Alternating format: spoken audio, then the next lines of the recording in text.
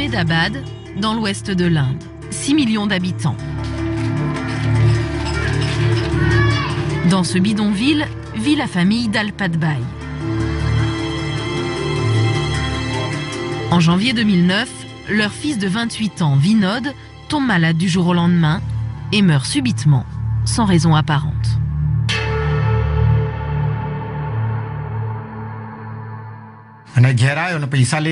Un jour, il est rentré à la maison avec de l'argent en poche. Soudain, il est tombé par terre. Il a commencé à vomir. Puis il a eu de la fièvre. Je lui ai dit « Viens, je t'emmène à la clinique », mais il a refusé. Le soir, je l'ai forcé à aller voir un médecin. Le docteur l'a placé sous perfusion. Vinod a poussé un dernier râle et il est mort. Juste un râle et c'était fini. Nous étions tous les deux à ses côtés quand il est mort et nous le tenions dans nos bras.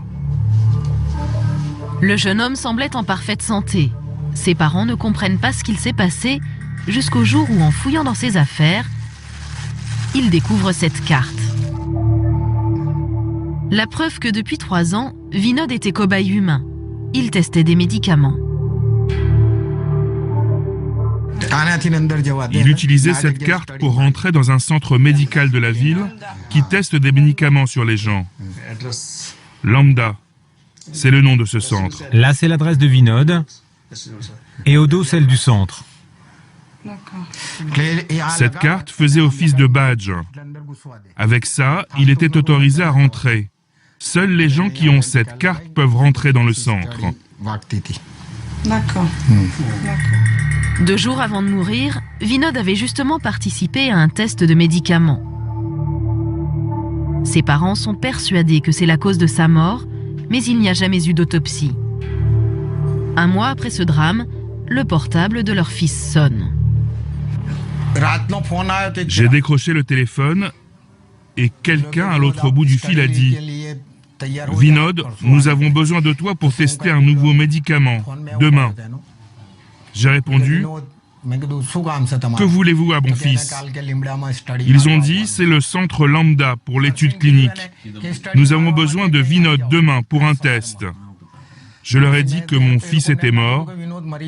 Il y a eu un silence, puis ils ont raccroché. Ils ont simplement raccroché. Le centre médical ignorait la mort de son cobaye, signe que Vinod n'a pas eu de suivi après les tests. Aujourd'hui encore, ses parents ne savent pas quel traitement leur fils expérimentait. Quant aux dirigeants du centre médical, ils disent ne pas avoir de traces de la mort de Vinod, qu'ils qualifient d'incident. En Inde, comme lui, près de 700 cobayes humains sont morts en 2010 au cours d'un essai clinique. Chaque année, dans le monde, ils sont des centaines de milliers à tester nos futurs médicaments, parfois au péril de leur vie.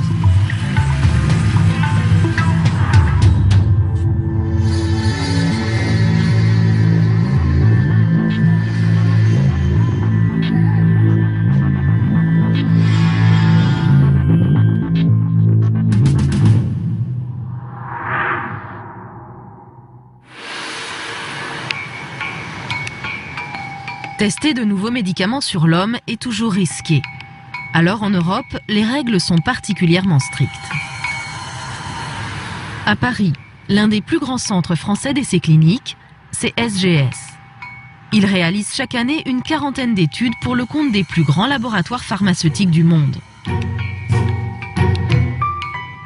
Contrairement aux apparences, sur ces lits, ce ne sont pas des malades, mais des cobayes humains, tous en bonne santé. Ils vont tester un nouveau traitement contre l'asthme pour un laboratoire américain. Ambiance détendue.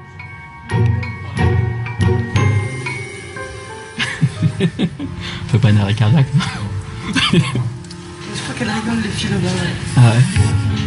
C'est la première fois que ce père de famille de 39 ans joue les cobayes. En juin 2012, il lit cette petite annonce dans le journal gratuit 20 minutes. Recherche pour test de médicaments. Indemnisation jusqu'à 4 500 €. Jusqu'à 4 500 €. Une belle somme.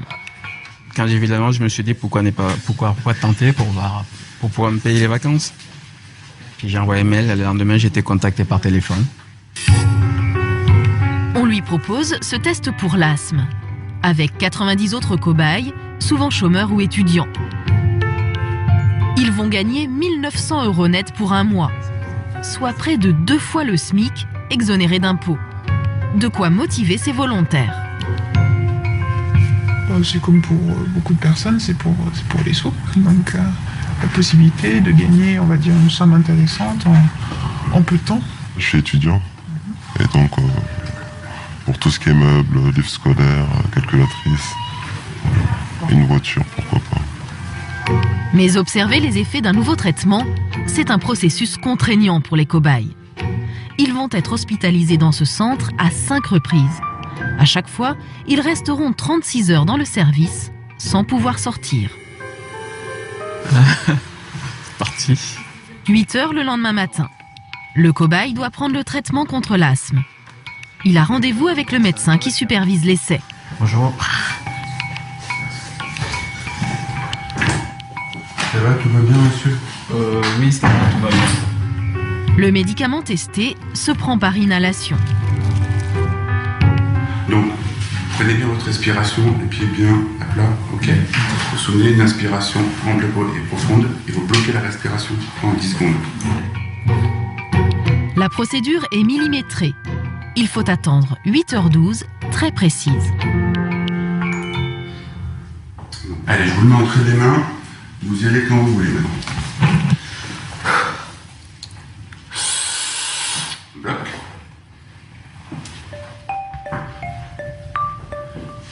Et vous pouvez respirer. Maintenant, l'objectif est de voir l'effet du médicament expérimental sur le cobaye. À peine revenu dans sa chambre, première prise de sang. Et prélèvement dans 2 minutes. En tout, il va devoir subir 19 prises de sang dans la journée, jusqu'à 2 heures du matin.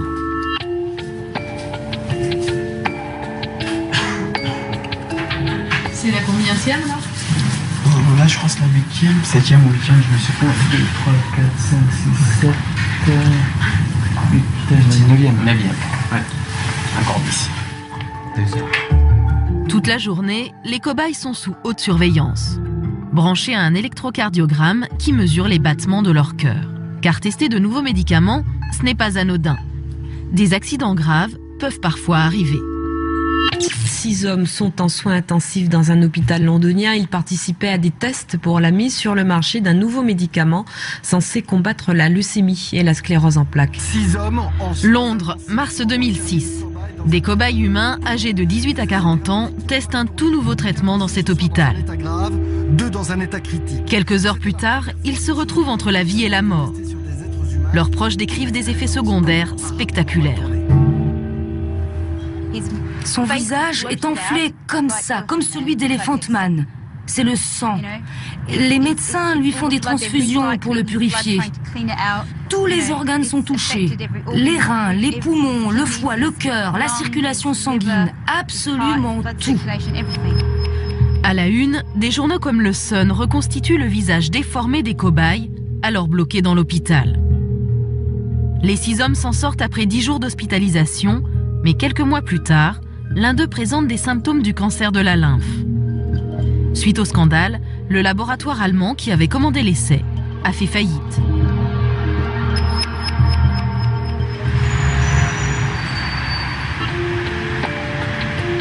À Paris, dans le centre d'essai, les risques d'accident sont pris au sérieux. Les médecins fournissent à tous les cobayes une liste complète des effets secondaires susceptibles de survenir.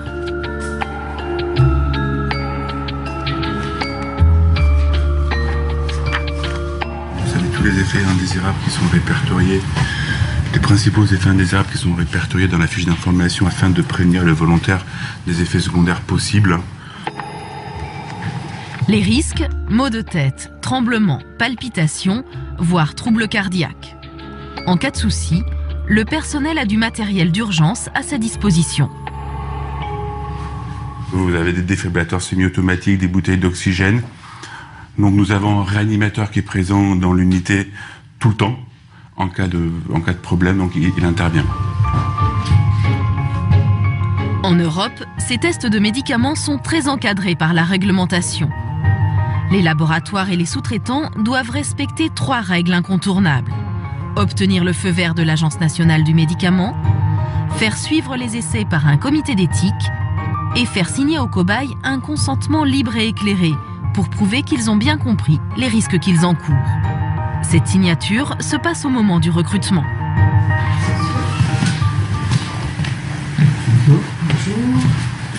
Ce jour-là, SGS cherche des volontaires pour tester un médicament pour aider au sevrage alcoolique.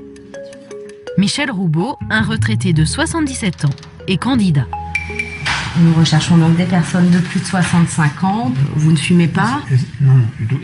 La chargée du recrutement lui explique précisément le déroulement de cet essai.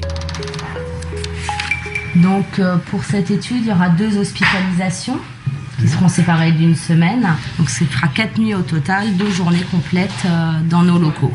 D'accord. Et c'est une étude qui sera donc indemnisée 1 500 €. Ça vous convient? Oui, parfait. En France, il y a même une 4e obligation. Consulter un fichier national pour s'assurer que les volontaires ne font pas trop d'essais. Le fichier national donc, permet de vérifier que les volontaires ne participent pas à 2 études par exemple en même temps, que les personnes ne peuvent pas gagner plus de 4 500 € sur une année effective. Donc ils peuvent cumuler mais pas plus, c'est pas un métier. On ne peut pas en faire son métier de tester des médicaments. C'est seulement après ces vérifications que le volontaire signe son consentement libre et éclairé. Ce document d'une 15aine de pages qui récapitule toutes les modalités de l'essai clinique. Ce volontaire doit aussi passer toute une batterie de tests physiques et psychologiques. En France, ce processus est long et donc coûteux. Alors l'étude, comme vous avez pu assister aujourd'hui, on doit être aux alentours d'un budget 300 à 400 000 € à l'étranger.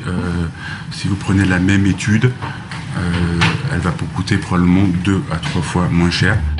Résultat, les laboratoires préfèrent délocaliser leurs essais pour faire des économies. SGS teste 2 fois moins de médicaments en France qu'il y a 5 ans. En Europe, le pays où les tests de médicaments explosent, c'est la Pologne. Ici, quand on est malade et qu'on n'a pas d'argent, participer à un essai clinique, c'est souvent la seule façon de se soigner. En 4 ans, le nombre de cobayes humains a été multiplié par 6. Nous partons pour Bydgoszcz, dans le nord du pays. Cet hôpital, l'un des plus importants de Pologne, est le seul à avoir accepté de nous ouvrir ses portes. Il réalise en moyenne une 12aine d'essais cliniques par an pour les laboratoires du monde entier. À peine arrivée, une charmante chargée de communication nous accueille sur le parking. Bonjour. Bonjour, bienvenue. Enchantée. Merci de nous recevoir. Venez, c'est par là. Il est prévu que nous filmions un essai clinique. Nous traversons l'hôpital au pas de course. Excusez-moi d'être si pressée, mais nous sommes un peu en retard. Et j'espère qu'on va pouvoir trouver le professeur. Voici le programme de la journée.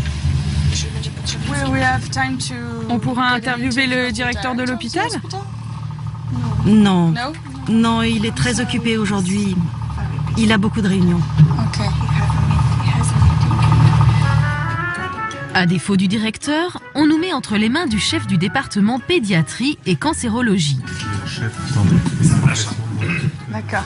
Bonjour. Enchantée. Mais plutôt que de nous montrer les essais de médicaments en cours, il préfère nous vanter les succès de son service.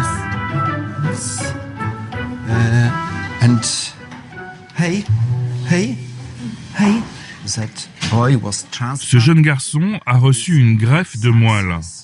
L'opération s'est déroulée avec succès. Il est en pleine forme. Sa famille est très heureuse. Dans votre département, vous conduisez bien des essais cliniques? Oui, bien sûr. Nous en faisons pour nous-mêmes et nous réalisons également des essais pour de grandes firmes pharmaceutiques. Pour quel laboratoire? Des multinationales? Oui, des multinationales, Pfizer, Glaxo, Novartis par exemple. En ce moment, nous avons 7 grands programmes d'essais en cours pour ces laboratoires.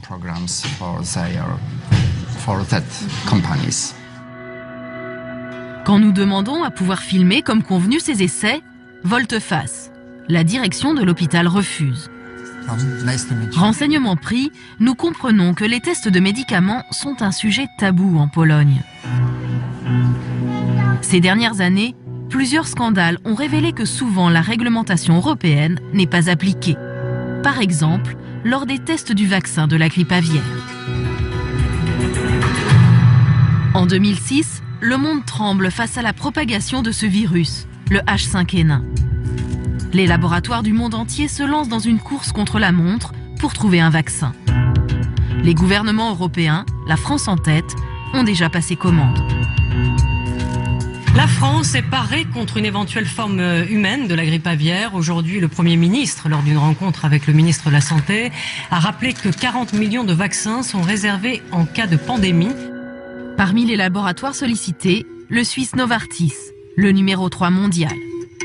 Sur son site internet, Novartis se vante de tester ses nouveaux médicaments de façon exemplaire. Les expériences sur l'homme sont conduites avec la plus grande prudence, afin de minimiser les risques pour les volontaires. Mais à l'époque, Novartis est pressé. Il veut mettre sur le marché son vaccin contre la grippe aviaire avant ses concurrents. En 2007, il le fait tester notamment en Pologne, dans une ville industrielle du Nord, Grudziądz. Sur place, un sous-traitant polonais fait expérimenter le vaccin sur 350 habitants. En principe, souvenez-vous, 3 règles doivent être respectées. L'autorisation de l'agence du médicament local, le suivi d'un comité d'éthique et la signature d'un consentement libre et éclairé. Première entorse, sans en informer l'agence du médicament, les médecins polonais recrutent comme cobayes des SDF, une population fragile, souvent alcoolisée. Deuxième problème, ils font passer leurs essais cliniques pour une simple vaccination contre la grippe.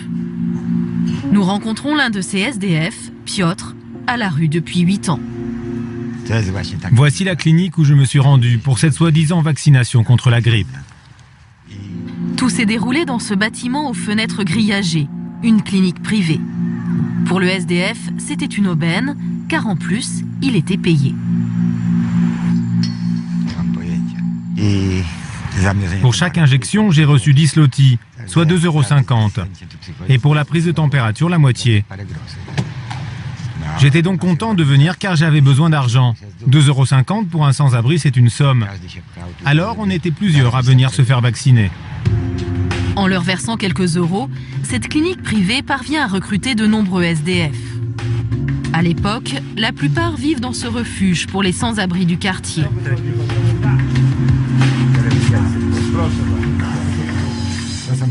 Ça, c'est mes copains. Ils ont participé avec moi à la vaccination. Avant, ils habitaient ici. Tu nous présentes? Voici Mirek et Grégor. Tous les 3 se souviennent d'une vaccination express, sans aucun contrôle médical. Tout était très rapide, c'était l'usine. On était traités comme du bétail. 2,50 €, une injection, et au suivant. Et il y avait beaucoup de monde. Certains se sont fait vacciner une dizaine de fois. Ils se faisaient vacciner une fois, et 2 jours après, ils y retournaient. Ils laissaient seulement passer 1 ou 2 jours entre les injections. Pourtant, les infirmières voyaient que c'était les mêmes personnes. Les SDF ignoraient qu'ils servaient de cobayes pour le vaccin de Novartis contre la grippe aviaire. On ne leur a pas fait signer de consentement libre et éclairé, comme l'exige la loi. Ce sont les infirmières qui signaient ce consentement à leur place. Si j'avais su que c'était un test contre la grippe aviaire, je ne me serais jamais fait vacciner. Moi, un test contre la grippe aviaire, je n'y serais pas allé non plus. Les autres se sont moqués de nous. Comme quoi on allait se transformer en volaille. Devenir des poules. Des poules. Qu'on allait cacter comme des poules. Aujourd'hui, ils se demandent si ce test n'a pas provoqué chez eux des problèmes de santé. Après cette injection, il y a 2 ans, j'ai eu des problèmes cardiaques. Je ne sais pas si c'est lié au test, mais en tout cas, j'ai été hospitalisé. J'ai des documents, je peux vous les montrer. J'étais tout le temps faible. Et selon ces SDF, il y aurait bien plus grave. Plusieurs personnes sont mortes. Certaines semaines, c'était les uns après les autres. Ils avaient tous les mêmes symptômes. C'est vrai que c'était des gens vulnérables, car ils buvaient beaucoup et ils mangeaient peu. Mais peut-être que la vaccination les a aidés aussi à mourir, surtout ceux qui buvaient trop. L'essai clinique Novartis aurait-il provoqué des décès? Le directeur du refuge des SDF a constaté une surmortalité cette année-là. C'est vrai qu'en 2007, j'ai constaté davantage de décès au refuge que les années précédentes. D'habitude, nous perdons entre 4 et 8 pensionnaires. Mais cette année-là, 20 sans-abri sont morts, dont des participants à l'essai. Le lien entre ces morts suspectes et le test de Novartis n'a jamais pu être officiellement prouvé. Mais en décembre 2009, des responsables de la clinique où se passaient ces tests sont poursuivis devant le tribunal local pour détournement d'argent, abus de faiblesse et faux témoignage. Sur le banc des accusés, le directeur, 2 autres médecins et 6 infirmières. Ils risquent 10 ans de prison. La télé locale couvre le procès. C'est caché sous des perruques que les infirmières de la clinique de Grudziądz sont arrivées au tribunal. Les accusations du procureur ne portent pas seulement sur le fait que les participants n'aient pas été informés, mais également sur des détournements financiers. J'ai des remords. Mais si je ne l'avais pas fait, j'aurais perdu mon travail. Le directeur de la clinique mise en cause nie tout en bloc. Sans commentaire. Bien sûr, je suis innocent.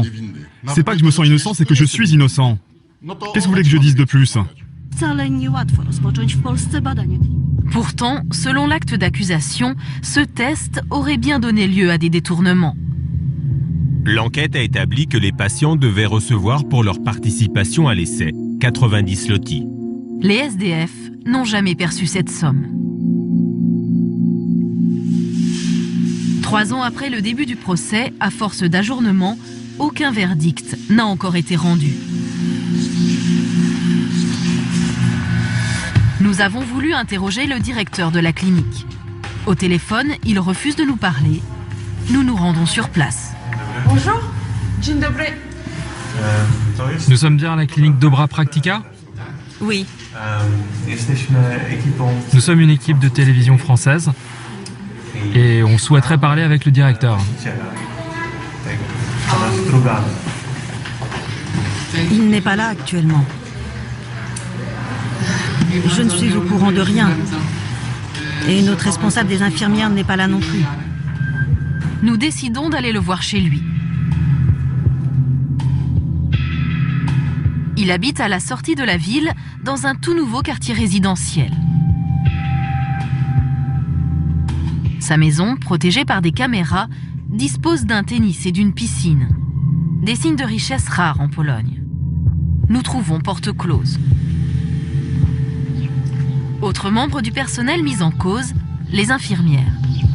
Certaines auraient signé les consentements à la place des cobayes. Nous allons chez l'une d'entre elles. La rencontre va tourner court. Bonjour, nous sommes de la télévision française, nous cherchons... Ne filmez pas, d'accord? L'avocat de l'une des infirmières accepte une interview. Selon lui, elles n'étaient que des exécutantes. Pour dire les choses clairement, ma cliente n'a reçu qu'une seule consigne de la part de ses supérieurs. Recruter un maximum de participants pour l'essai clinique. C'était sa seule obligation. Elle ne connaissait rien au déroulement du test. Dans cette affaire, le laboratoire Novartis, qui avait commandité le test, n'a pas été poursuivi en justice en Pologne. L'avocat le déplore. Novartis ne s'est pas assuré que la procédure était correctement suivie par ses partenaires. C'était pourtant essentiel pour que cette étude soit crédible. Je pense que Novartis est en partie responsable du fait que ces essais ne se soient pas déroulés conformément à la réglementation. Novartis a refusé de nous accorder une interview. Il a répondu à nos questions par mail. Dans cette affaire, le laboratoire suisse plaide sa bonne foi. Il aurait été victime du médecin polonais responsable de l'essai à Grudziądz. Le risque de comportement individuel, volontairement malveillant dans la conduite de ces essais, existe. Le laboratoire insiste. Les autorités polonaises n'ont retenu aucune faute contre Novartis.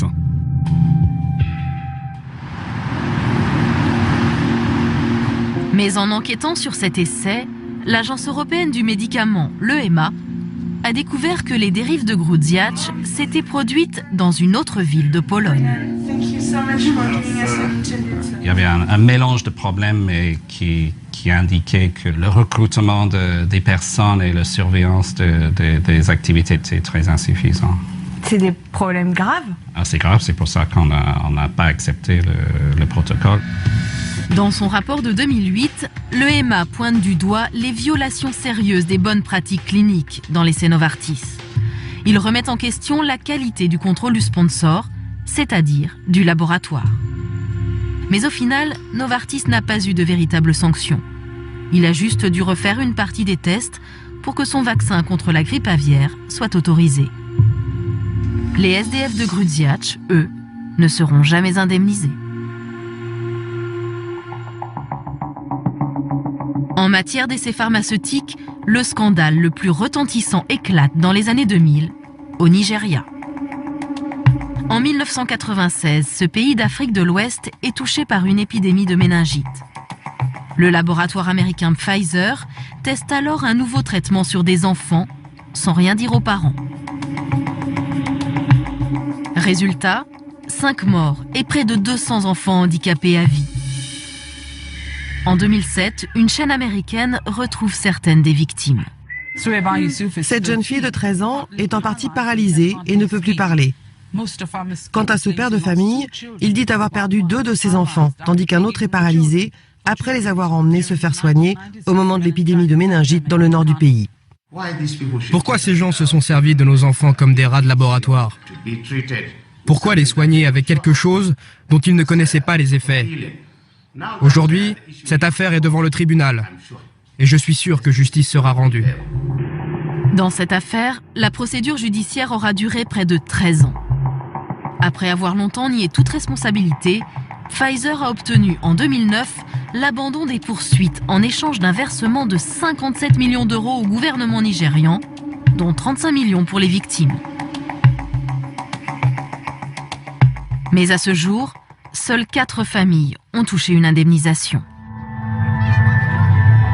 À 6000 km de l'Europe, les laboratoires ont trouvé un nouveau terrain d'expérimentation, l'Inde. Direction Ahmedabad, à l'ouest de Delhi, une ville de 6 millions d'habitants. Ici, tester des médicaments, c'est devenu un business sans réel contrôle. C'est dans les bidonvilles, chez les plus pauvres de la société, que les laboratoires recrutent leurs cobayes. Depuis 2005, la loi indienne sur les tests de médicaments a été assouplie. Le nombre d'essais a été multiplié par 10. Du coup, pour vivre, beaucoup de gens ont décidé de devenir cobayes professionnels. C'est le cas de Dinesh, un ouvrier de 32 ans, père de 3 enfants. T'as fini? Allez, vas-y, bois. Il a déjà participé à 3 tests de médicaments. Le dernier, en juin 2012, c'était un traitement contre l'hypertension. Ce sont les papiers du centre de recherche, ce qu'on nous donne pour bien comprendre. Tout est écrit. Quel est le nom du médicament? Quels sont les effets secondaires? Tout est écrit là-dedans. Et pour participer à cet essai, vous avez touché combien? 10 600 roupies. Soit 150 €.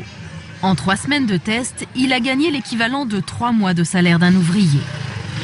Avec cet argent, Dinesh a pu payer une année de scolarité à ses enfants, un cartable et des vêtements. Contrairement à ce qu'il se passe en France, il peut multiplier les tests. Du coup, pour Dinesh, c'est devenu un deuxième métier. Je n'ai pas d'emploi stable, j'ai 3 enfants. Je trouve du boulot à temps partiel de temps en temps, en tant qu'ouvrier. Pour faire vivre ma famille, j'ai besoin de 7 à 8 000 roupies par mois, environ 100 €.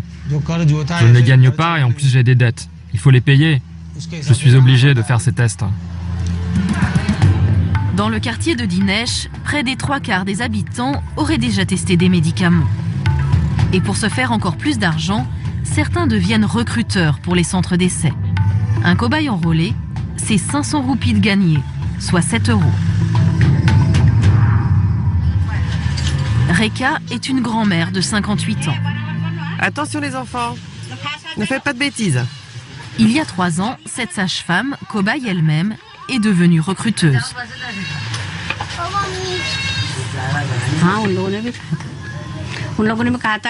Ils m'ont demandé de faire venir un maximum de femmes. J'ai accepté car le centre avait besoin de volontaires et ces femmes avaient besoin d'argent. J'en ai emmené 5 ou 6, pas plus. Elles n'avaient pas de travail, pas de revenus. Donc je les emmenais au centre. Quant aux critères de sélection des cobayes, ils étaient quasi inexistants. Je savais juste qu'elles ne pouvaient pas être trop jeunes, pas moins de 18 ans. Donc pour les plus jeunes, c'était 18 ans. Et pour les plus âgés, entre 45 et 60 ans. Selon Rekha, jouer les recruteurs, c'est monnaie courante dans ce bidonville. Il y en a 2 qui habitent en face. Là, ils sont partis travailler. Il y en a un autre juste à côté, puis dans la rue derrière. Puis il y en a près de la poste. Il y en a beaucoup.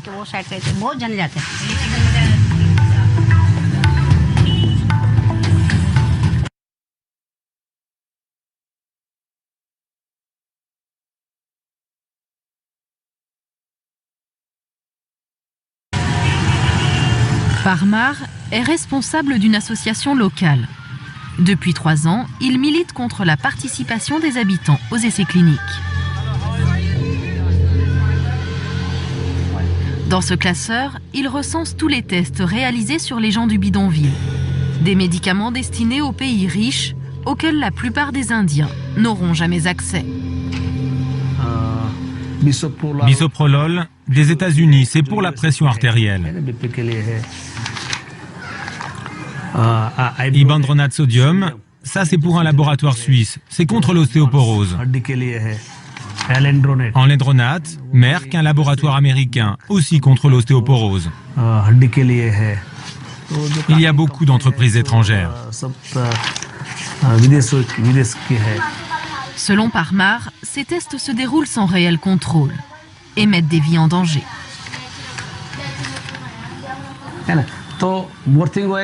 Parfois, les gens ne se rappellent même plus à quels essais ils ont participé, quels médicaments ils ont testés. Si c'était pour le cancer ou pour le diabète, ils s'en fichent. Tout ce qui les intéresse, c'est combien on va les payer. 100, 200 ou 300 €. C'est de l'argent facile. Mais ils ne pensent pas à leur santé, au problème que ça peut leur poser d'absorber ainsi des produits chimiques. Moi-même, j'ai vu 2 ou 3 personnes qui sont mortes. Je les ai vues. Parmar connaissait 3 cobayes décédés au cours d'essais cliniques dans le bidonville. Parmi eux, Vinod, le jeune homme mort du jour au lendemain, juste après avoir testé des médicaments. Même la recruteuse Rekha refuse aujourd'hui de jouer les cobayes. Sa dernière expérience l'a refroidie.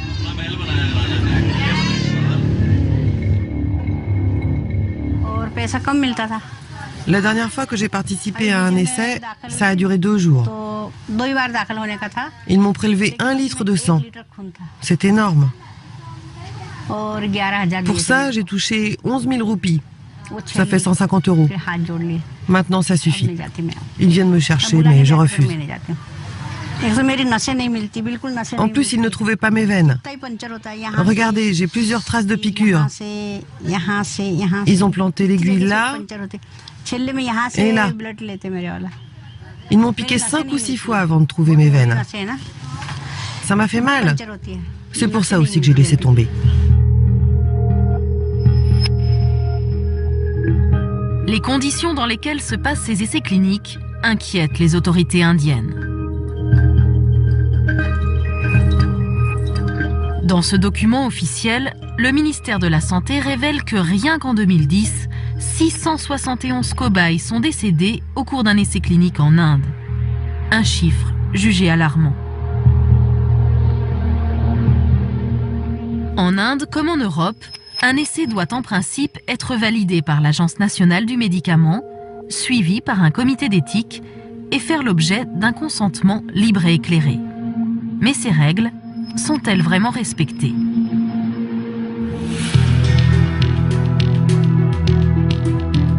Depuis Paris, nous tentons une expérience.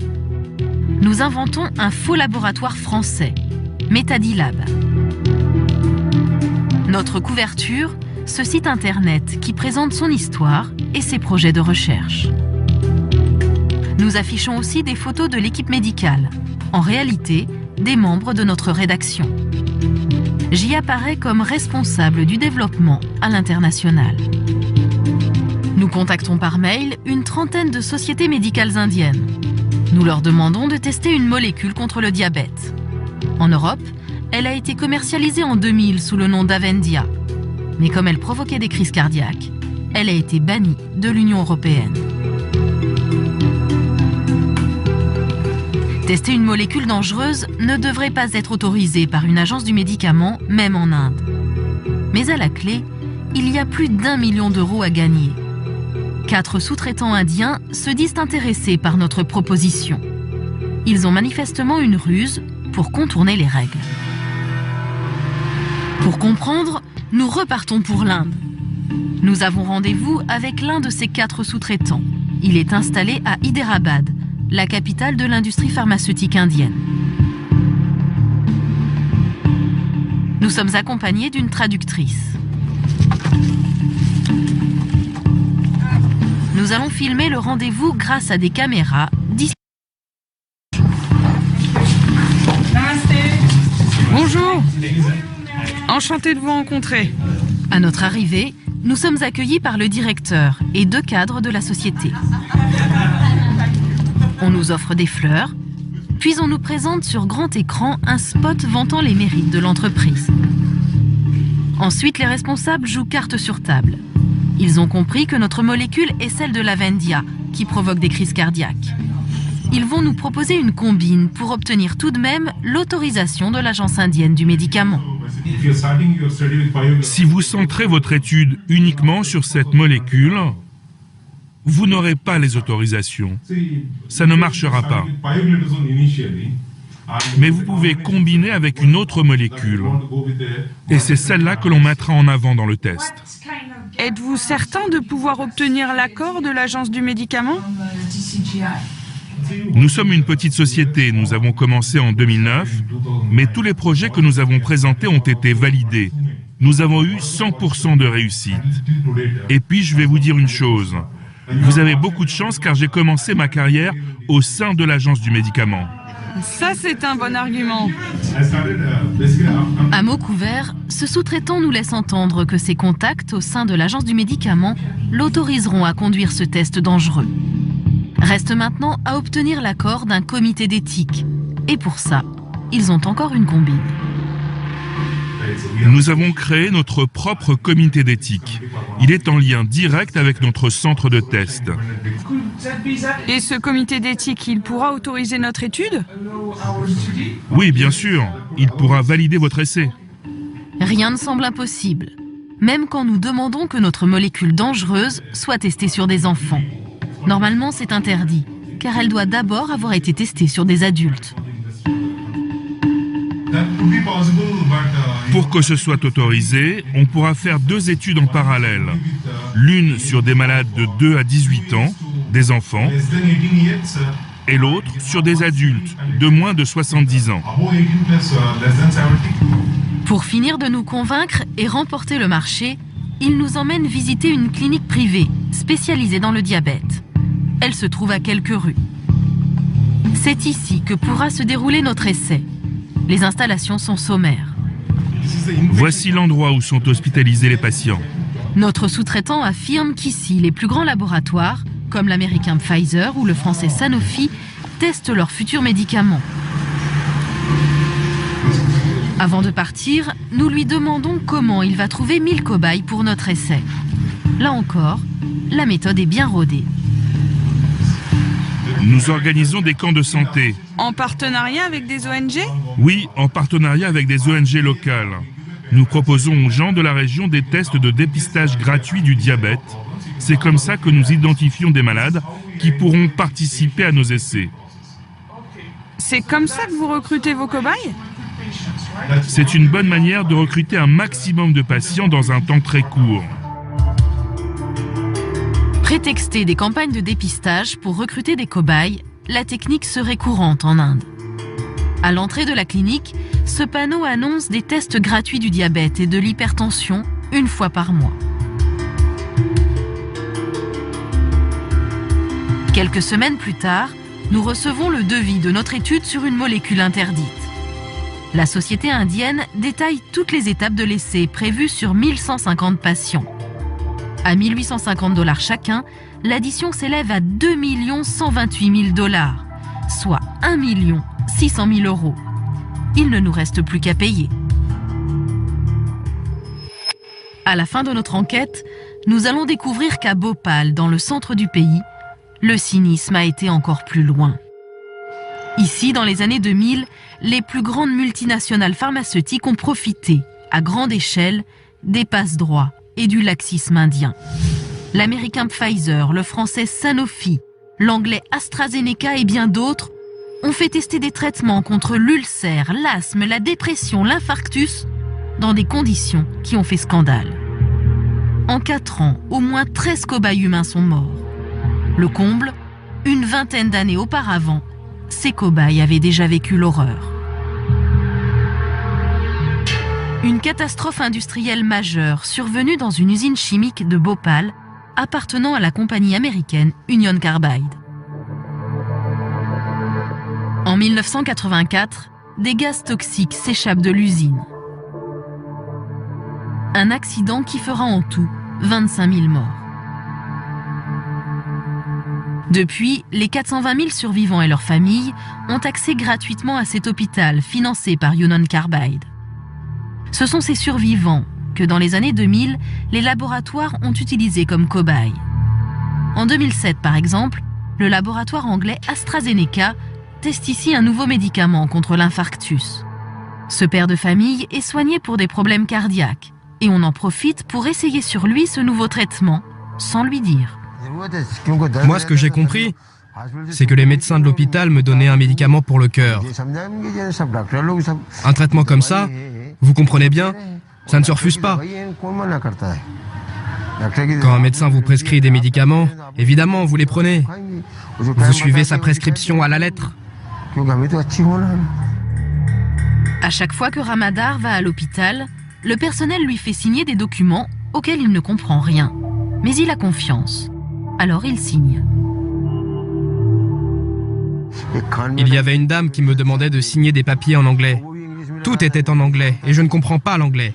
J'ai signé tout ça et alors seulement elle me donnait les médicaments. Pourquoi vous les avez signés, ces documents, si vous ne les compreniez pas?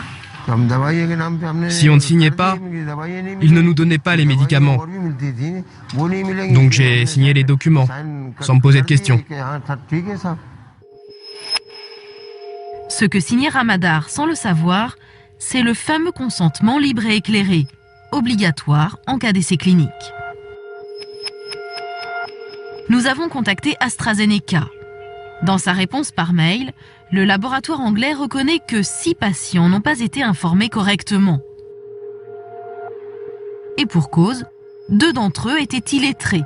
Ils ne pouvaient pas donner de consentement libre et éclairé. Intriguée par ces tests effectués à l'insu des malades, la responsable d'une association de victimes de Bhopal décide d'enquêter. Elle se procure des documents confidentiels du ministère de la Santé. Ça m'a pris presque 1 an pour réunir tous ces documents auprès des différentes autorités de contrôle. En épluchant les comptes rendus de 3 essais cliniques faits dans l'hôpital, elle découvre qu'entre 2004 et 2008, au moins 13 cobayes sont morts.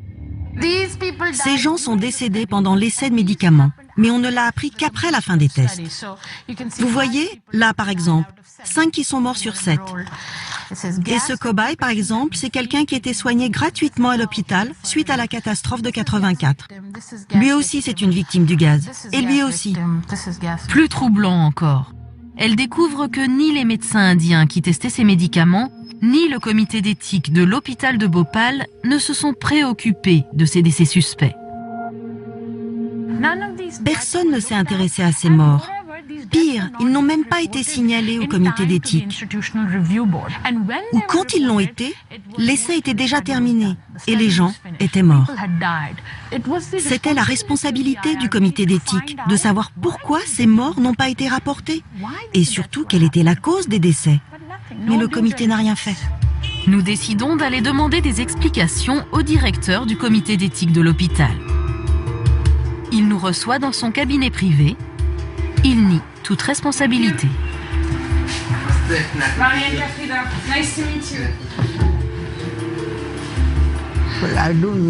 Vous dites que le comité d'éthique n'a rien fait. Mais si ces morts ne sont pas rapportés au comité, qu'est-ce que je peux faire? De toute façon, si un décès survient, il faut pouvoir prouver que c'est lié à l'essai clinique. Ces malades sont atteints du cancer, ils sont cardiaques, donc leur espérance de vie est forcément moins longue qu'une personne en bonne santé. Ce médecin est de mauvaise foi. L'enquête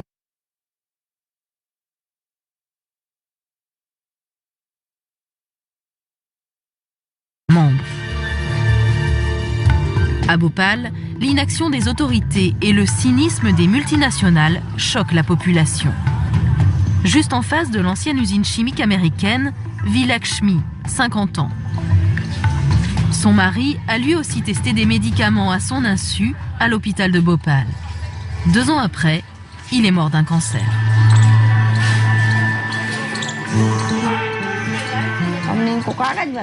Je suis persuadée que les tests ont eu des conséquences sur sa santé. Après les avoir subis, il a eu des soucis osseux et des problèmes de circulation sanguine. Ça a fait des dégâts. Je pense qu'il est mort car les médicaments n'étaient pas adaptés à lui. Je suis en colère.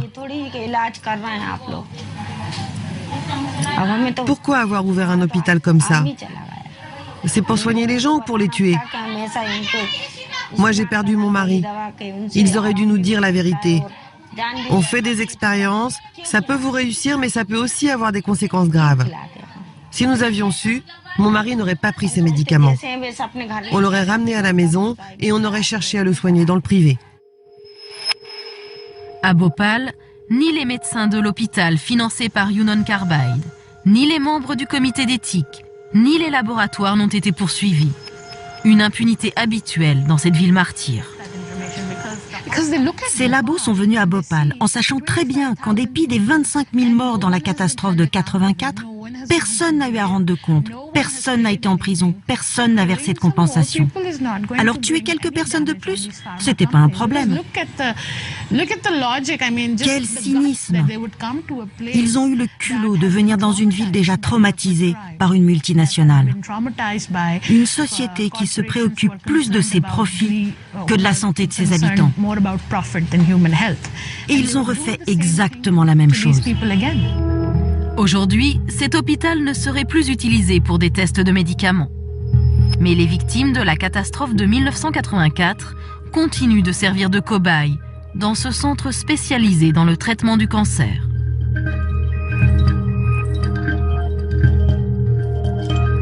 Face à ces dérives, fréquentes dans les pays pauvres, la Commission européenne a adopté en juillet 2012 une proposition de règlement. Elle incite les laboratoires à revenir tester leurs médicaments en Europe. Une belle intention, car difficile de croire qu'un jour, l'industrie pharmaceutique